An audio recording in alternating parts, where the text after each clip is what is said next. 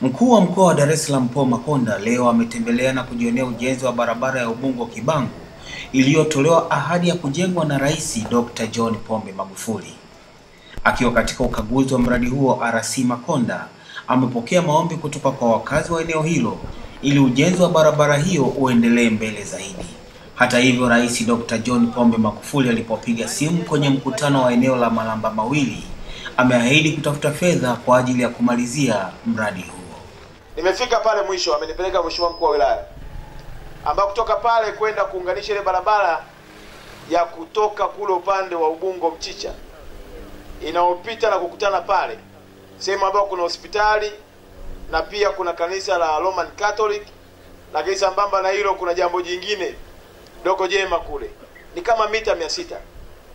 Sasa mimi nimepiga mahesabu ya haraka haraka, na mimi naomba nitoe masharti. Mko tayari?